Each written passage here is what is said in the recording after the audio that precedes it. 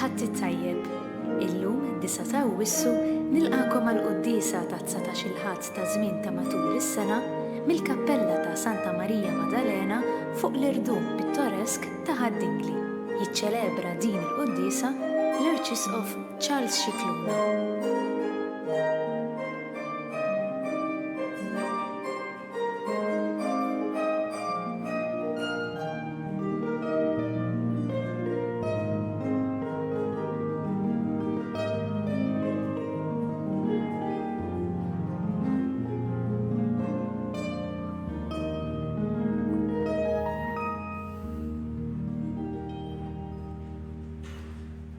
Fl-isem tal-Missier u tal-Iben u tal-Ispirtu Santu.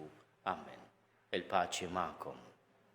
Isellem lil kull min qiegħed isegwina permezz ta' TVM2, permezz ta' midja soċjali minn din il-kappella antika e dedikata lil Santa Marija Maddalena fuq l-irdum ta' Haddingli.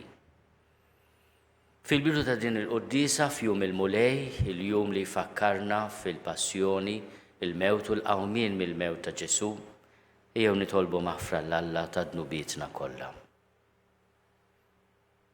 Int li tiftaħ dirajk lil midinbin u taħfrilhom mulej ħniena.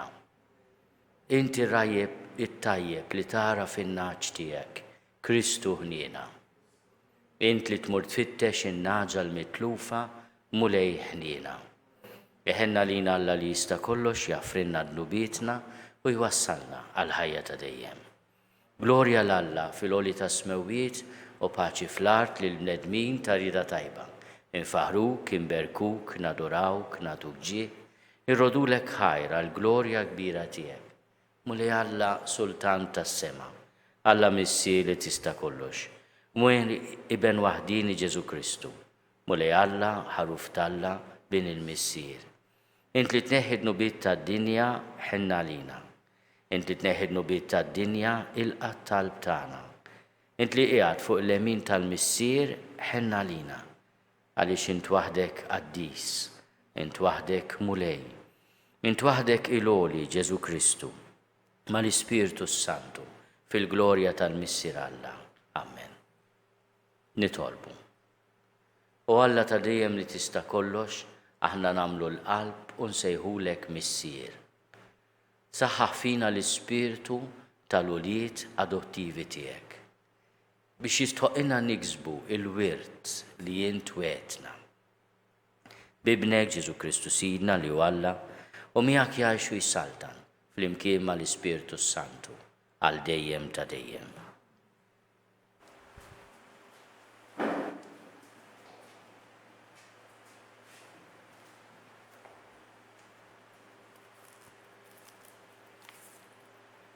L-ewwel qari mill-ewwel ktieb ta' Slaten. F'dak iż-żmien, Elija wasal fil-Ħoreb, il-muntanja tal-Mulej. Hemmhekk daħal falar u għadda l-lejl ġo fih.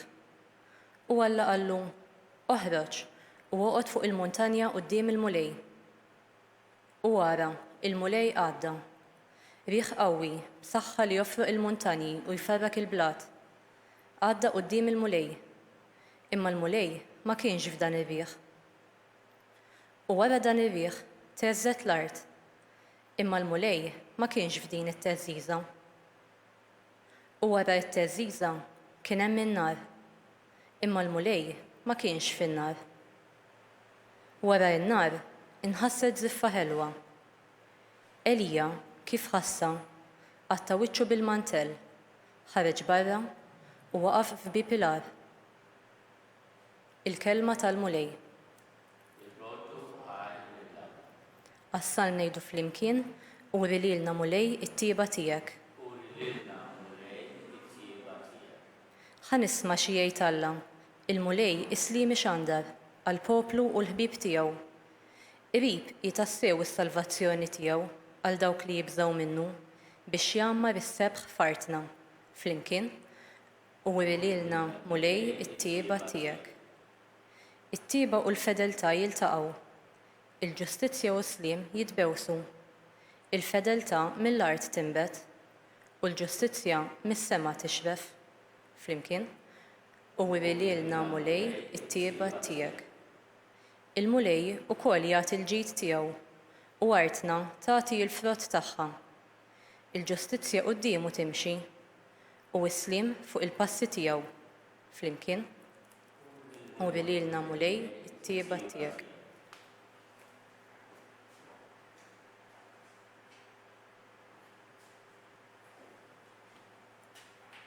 It-tieni qari mill-ittra ta' San Pawlu Apostlu lir-Rumani. Ħuti, ngħidilkom is-sewwa fi Kristu, minix nikdeb, tixhidli l-istess kuxjenza tiegħi fl-Ispiritu Santu li jiena mnikket għall-aħħar u dejjem qalbi maqsuma. Nixtieq li kont jiena stess maqtuħ minn Kristu minħabba f'ħuti, nies ġensi skont il-ġisem, l-Iżraelin. Tagħhom hija l-adozzjoni ta' wlied Alla u l-glorja, il-pattijiet u l-liġi, il-liturġija u l-wedijiet. Tagħhom huma l-patriarki u kien minnhom li skont il-ġisem ħareġ Kristu li hu fuq kollox. Alla mbierek għal dejjem ta' dejjem. Amen. Il-kelma tal-mulej.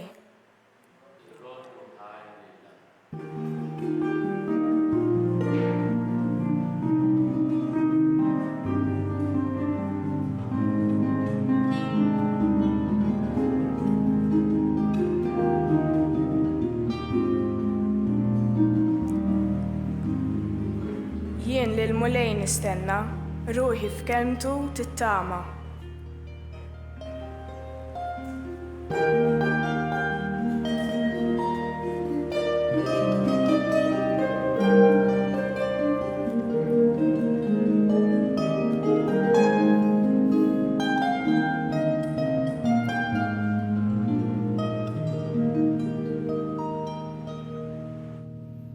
Il-mulej ma'kom. Qari mill-Evanġelju skont San Mattew. Wara li n-nies kielu u xebgħu, Ġesu minnu fih ġal li d-dixxipli jitilgħu fuq id-dgħajsa u jmorru qablu ix-xatt ieħor sakemm jibgħat lin-nies. Wara li bagħat lin-nies tela waħdu fuq il-għoljiet biex jitlob. X'insar fil-għaxija kien għadu hemm fuq waħdu. Id-dgħajsa kienet diġà f'nofs il-baħar titħabat mal-mewġ għax kellhom ir-rieh kontra tagħhom. Fir-raba' sara tal-lejl mar lejn in-naħa tagħhom miexi fuq il-baħar. Huma raw miexi fuq il-baħar u twerru. Dan xi fantażma qalu u qabdu jgħajtu bil-biża'. Iżda hu minnu fih kellimhom u qalilhom għamlu l-qalb jiena hu tibżgħu xejn. Wieġeb Pietru u qallu mulej, jekk huwa int, ordnali niġi ħdejk fuq l-ilma. Ejja, qallu Ġesu. Pietru niżel mid-dgħajsa u qabad jimxi fuq l-ilma u jersaq lejn Ġesu. Iżda meta ra li r-rieh kien qawwi, beża, ħabat jereq u beda jgħajjat u jgħid: Salvani, mulej. Malaj Ġesu mett idu u qabdu. Bniedem ta' fidi żgħira qallu: għaliex iddubitajt? Meta mbagħad it-tnejn telgħu fid-dgħajsa, ir-rieh waqaf. Dawk li kienu fid-dgħajsa inxteħtu iqimuh u qalulu: tassew, int bin Alla. Il-kelma tal-mulej.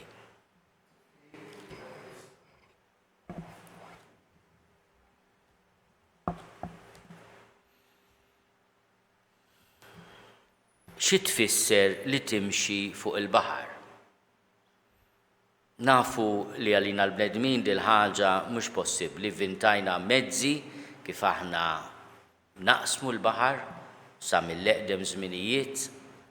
Illum bil-hovercrafts tista' wkoll tagħmel cushion tarja taħt biċċa tal-baħar u jisa qed timxi fuq il-baħar.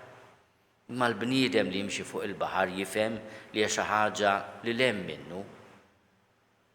U Alla biss li jista' jimxi fuq il-baħar, imma xi tfisser? Il-baħar għall-bniedem ludi għad-dinja semitika minn fejn jitwielet anke l-Evanġelju, il-baħar huwa l-ambjent tal-periklu. Huwa l-ambjent li l-bniedem ma jħossux postu fih.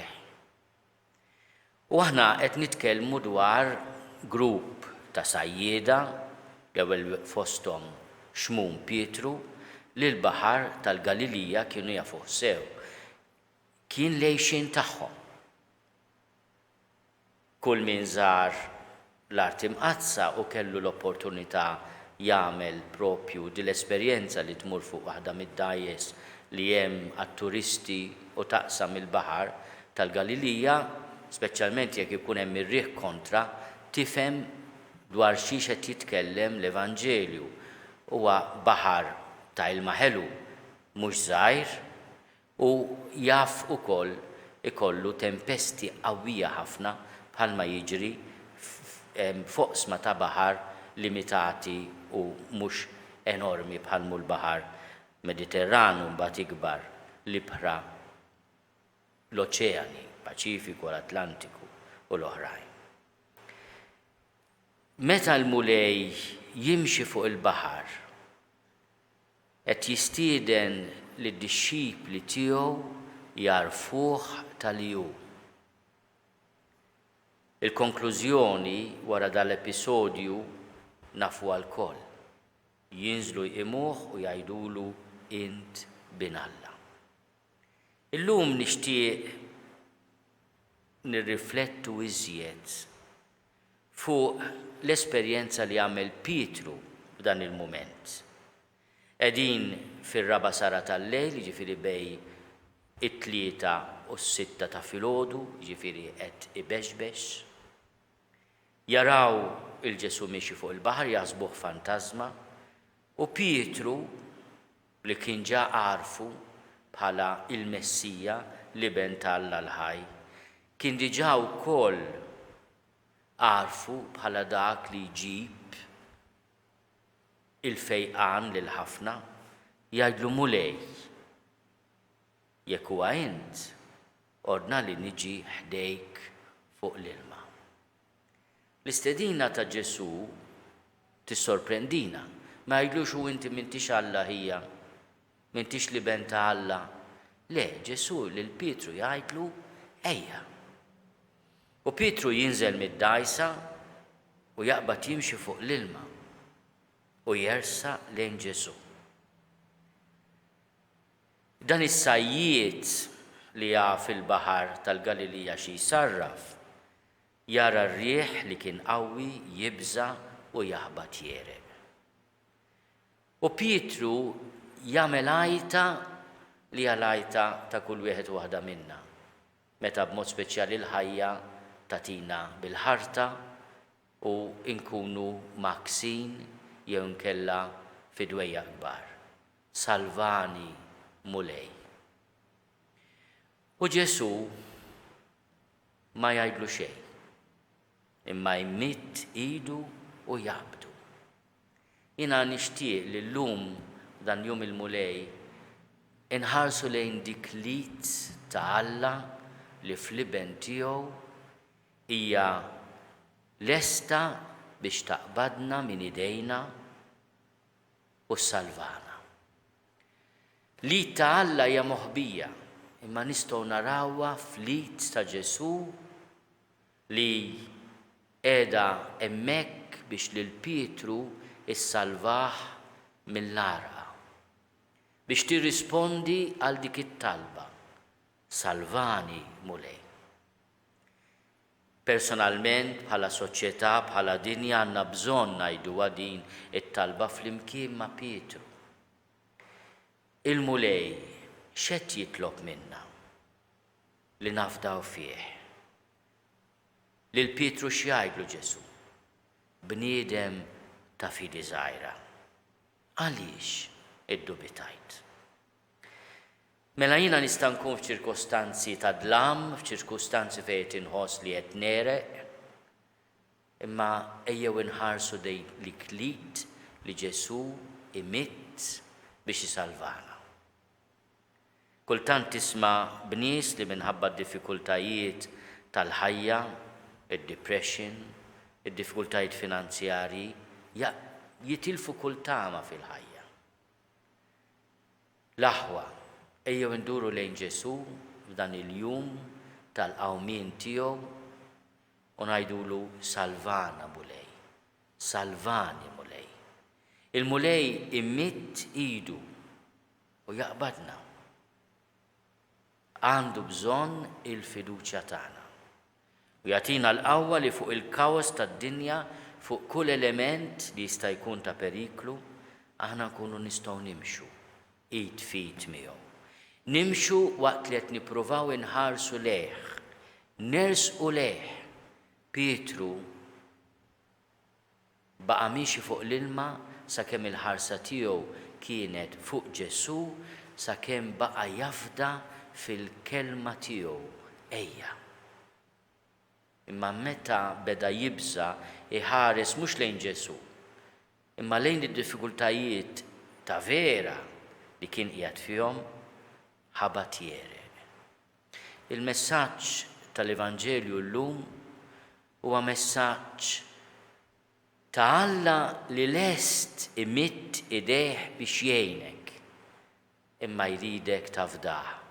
Mhux se jipprova jipperswadik la bin-nar jew it-karbit jew ir-riħ qawwi, imma biż-żiffa ħerwa bħal m'għamel ma' Elija li tgħidlek ejja.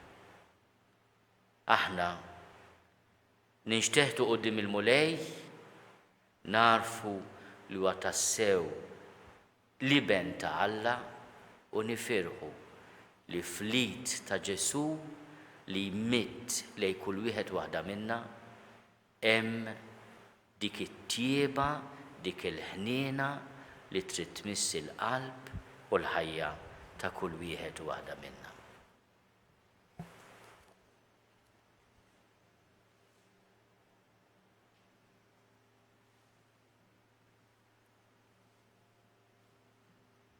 Jiena nemmen f'Alla wieħed, il-Missier li jista' kollox, li ħalaq is-sema u l-art, dak kollu li jidher u dak li ma jidhirx. U f'Mulej wieħed Ġesu Kristu, iben waħdini ta' Alla, imnissel minn Missier qabel kull żmien. Alla minn Alla, dawl minn dawl, Alla veru minn Alla veru, imnissel mhux magħmul, natura waħda mal-Missier u bih sar kollox. Niżel mis-smewwiet għalina l-bnedmin u għal-fidwa tagħna. U ħal-ġisem bis-seta tal-Ispiritu Santu minn Marija Verġni u sar bniedem. Salbu ħalina bata taħt Ponzju Pilatu, miet u difnuh. U fit-tielet jum qam minn bejn l-imwiet skont il-kotba mqazza. U tela s-sema u qiegħed fuq il-lemin tal-Missier. U għandu jerġa' jiġi bil-glorja biex jagħmel ħaq mill-ħajjin u mill-mejtin. U s-saltna tiegħu ma jkollix tmiem. U fl-Ispiritu Santu mulej li jagħti l-ħajja li ġej mill-Missier u mill-liben, li hu meqjum mweġġa flimkien mal-Missier u mal-liben, u li tkellem fomm il-profeti. U fi Knisja waħda, qaddisa, kattolika, apostolika, nistqar ma' mudija waħda l-maħfra ta' dnubiet u nistenna l-qawma mill-imwiet u l-ħajja ta' żmien li ġej. Ejjew nitolbu id-don tal-fidi li aħna ma nedew qatt nafdaw fil-mulej u nħarsu lejn lid tiegħu li hu mitlejna biex jgħinna. Nitolbu għal kull min hu milqut direttament jew indirettament mill-pandemija biex il-mulej jkun l-għajnuna, il-fejqan u d-den tagħna. Nitolbu lill-mulej biex idawwal il-qalb tagħna ħalli b'mod ġenerus inħarsu s-saħħa ta' xulxin b'sens ta' responsabilità u b'sens ta' għoża.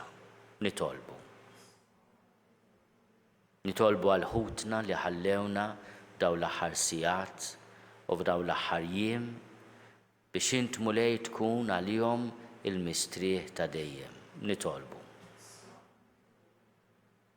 Nitolbuk mulej tilqa' talb tagħna u tagħtina dak kollu li għandna bżonn, imma b'mod speċjali is-sens kbir ta' fiduċja u ta' fidi fik. Bi Kristu Sidna.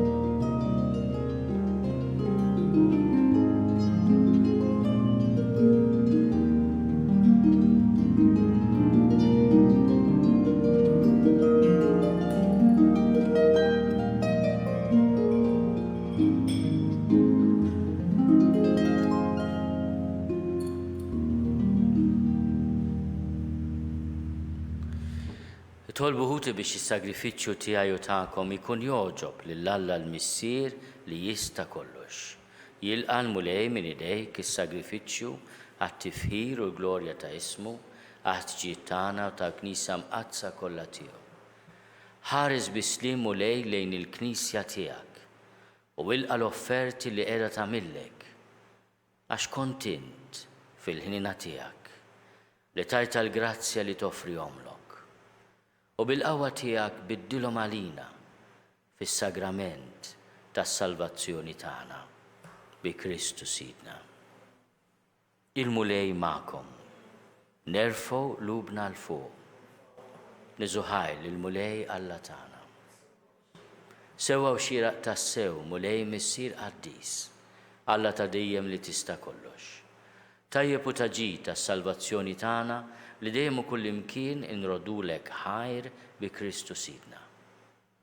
Int ħlaqt id-dinja b'kull ma fiha u qassamt il-jiem u żminijiet.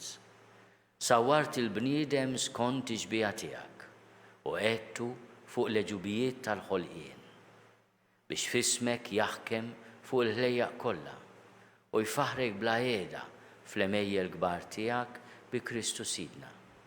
Għalhekk flimkien mal-anġli kollha aħna wkoll infaħruk u b'feħ kbir intennulek. Qaddis, qaddis, qaddis, mulej Alla tal-eżerċiti, ismu l-art mimlija bil-glorja tiegħek, osanna fl-għoli tas-smawiet, imbierek minn ġej f'isem il-mulej, osanna fl-għoli tas-smawiet. Qaddis tas-sewint mulej inti lajn ta' kull qdusija. Qaddis għalhekk nitolbuk dawn l-offerti bil-barka tal-Ispirtu tiegħek biex isiru għalina il-ġisem u d-demm ta' Sidna Ġesu Kristu. Li meta kien se jingħata biex minn rajħi bati ħalħobs rat il-ħajr qasam tal id-dixxipli tiegħu u qal: ħudu u kulu l-koll minn dan għax dan huwa ġismi li jingħata għalikom.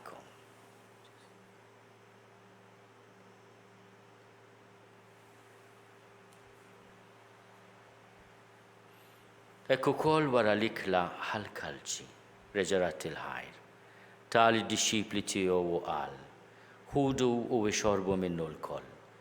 Għax dan huwa l-kalċi ta' demmi tal-patt il-ġdid li jibqa' għal dejjem. Id-demm li jxerret għalikom u għall-bnedmin kollha.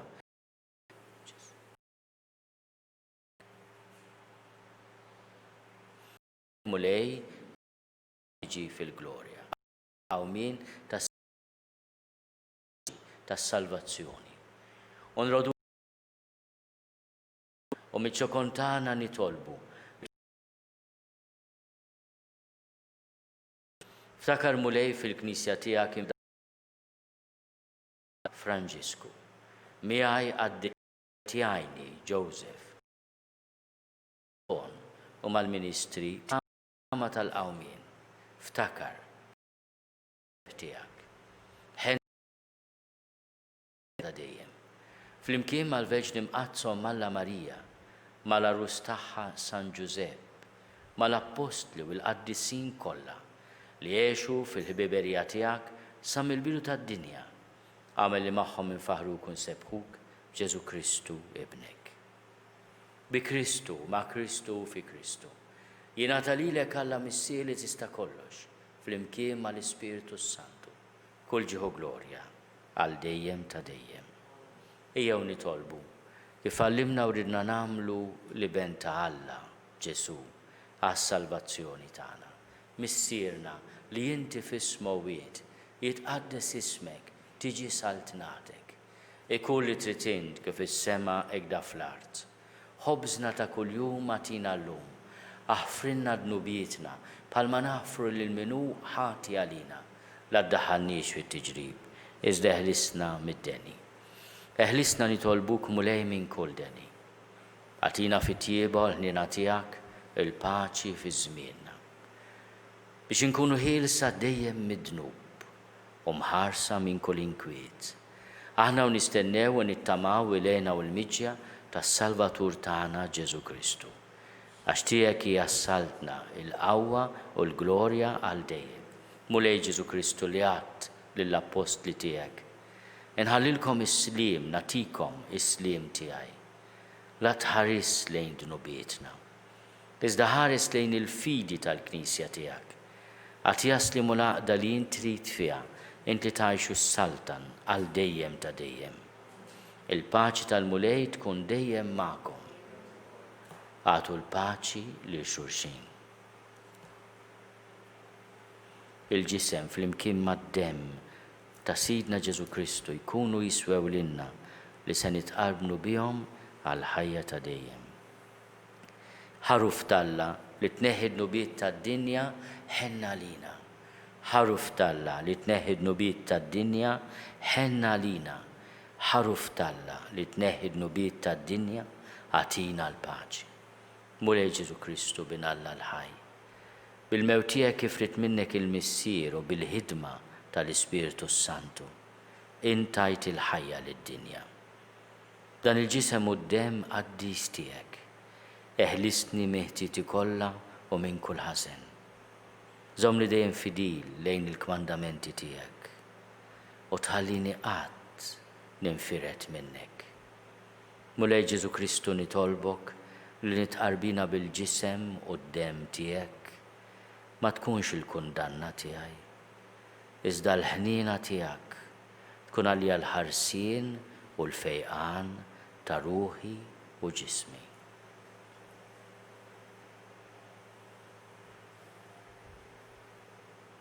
Danu l-ħaruf ta' Alla. Danu li neħi d-nubiet tad-dinja. Ħednin dawk li huma mistiedna għall-ikla tal-ħaruf. Mulej ma jistoqlix li tidħol taħt is-saqaf tiegħi iżda biss kelma waħda u ruħi tkun infejha.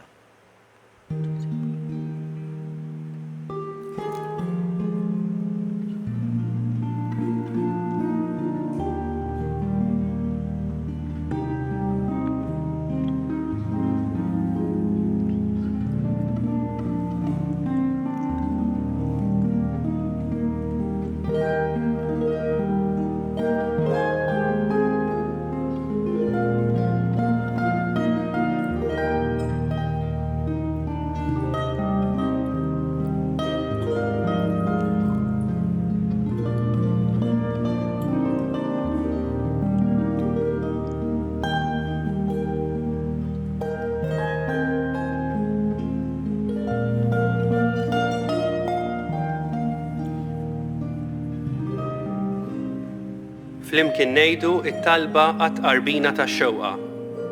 Ġesu, jiena nemmen li inti tinsab ta' bilħaq fis-sagrament tal-Ewkaristija. Irrid inħobbok fuq kollox u fuq kulħadd. Inti taf li nixtieq nirċevik ġewwa fija. Imma ġala darba bħalissa ma nistax nilqek ġewwa fija sagramentalment, nitolbok li tiġi fija spiritwalment. Ejja għandi Ġesu tiegħi biex jiena niġi għandek. Ħeġġiġni bl-imħabba għalik biex f'ħajti u f'mawti jiena nemmen fik, nitma' fik u nibqa' nħobbok għal dejjem.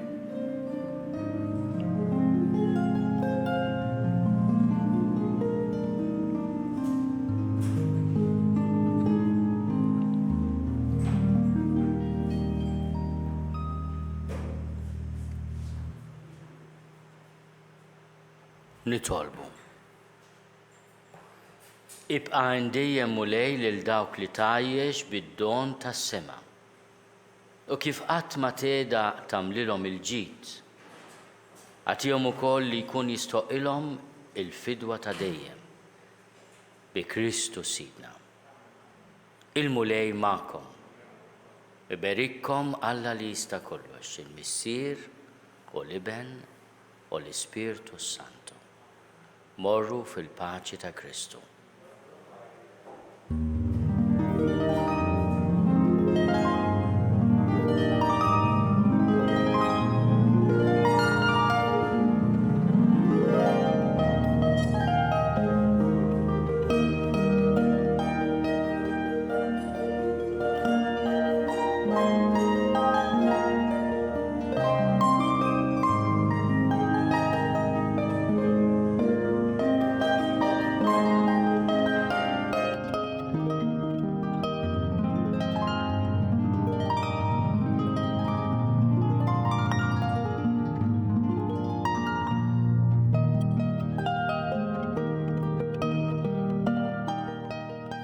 Hekk naslu fit-tmiem din il-qudiesa mill-kappella dedikata lil Santa Marija Maddalena f'Haddingli, kappella sempliċi ħafna fl-arkitettura tagħha li għandha artal magħmul mill-ġebla Maltija u inkwatru titolari li jurina lil Kristu rxoxt jaħfer lil Marija Maddalena. Infakkarkom li l-insara, mod speċjali l-persuni mhux vulnerabbli, huma mistiedna jiċċelebraw jum il-Ħadd billi jattendu għal qudies fil-waqt li jkomplu josservaw b'attenzjoni id-direttivi dwar il-prevenzjoni tal-COVID-19 b'mod partikolari il-miżuri tad-distanza soċjali u l-użu tal-maskra jew il-vajżer. Flimkien inkomplu nitolbu għas-saħħa tal-poplu tagħna u għal dawk kollha fil-bżonn.